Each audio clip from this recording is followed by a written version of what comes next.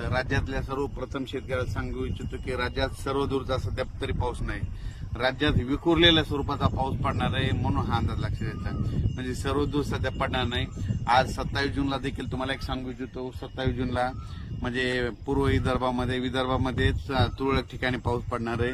म्हणजे अमरावती जिल्हा, अकोला जिल्हा, बुलढाण्याच्या काही भागामध्ये, इकडे वाशिमकडे असा पाऊस पडणार म्हणून हे अंदाज लक्षात येतात. पण राज्यात मात्र सध्या त्याला तरी आता सर्वदूरचा पाऊस नाही म्हणून हे सगळ्यांनी लक्षात येतं. आणि राज्यात मग तुम्हाला एक सांगू इच्छितो, राज्यात परिस्थिती बघितली तर राज्यामध्ये मात्र विखुरलेल्या स्वरूपाचा पाऊस पडणार आहे. म्हणजे भाग बदलत पडणार आहे. आणि सध्यानं 28 आणि 27, 28, 29ला देखील एवढा काही पाऊस नसणार आहे म्हणून हा अंदाज लक्षात येतं.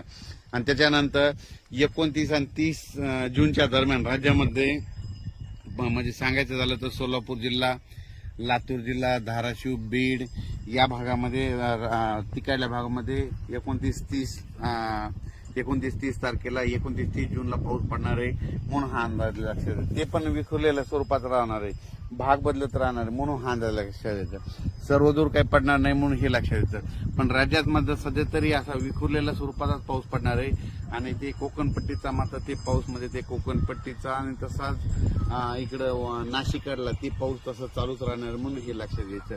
त्याच्यानंतर राज्यात चांगलं पावसाचं जुलैच्या ज्यावेळेस समजा जुलैच्या दुसऱ्या आठवड्यात चांगलं पावसाचं वातावरण तयार होणार आहे. पण सध्या तरी एवढं पावसाचं वातावरण नाही, भाग बदलतच पडणार आहे, विखुरलेल्या स्वरूपाचा पाऊस पडणार आहे म्हणून हा अंदाज लक्षात यायचा.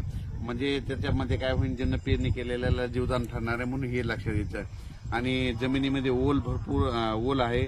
आणि काल देखील म्हणजे सांगायचं झालं तर विदर्भात खूप पाऊस झाला आणि त्याच्यामुळे सर्व शेतकऱ्याला जीवदान भेटलं.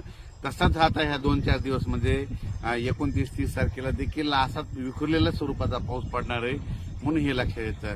त्याच्यानंतर परत एक सांगतो की म्हणजे हे आज 27 जूनचा पाऊस मध्ये विदर्भात काही भागात पडणार आहे म्हणून हे लक्षात येतं. त्याच्यानंतर मात्र 29 आणि 30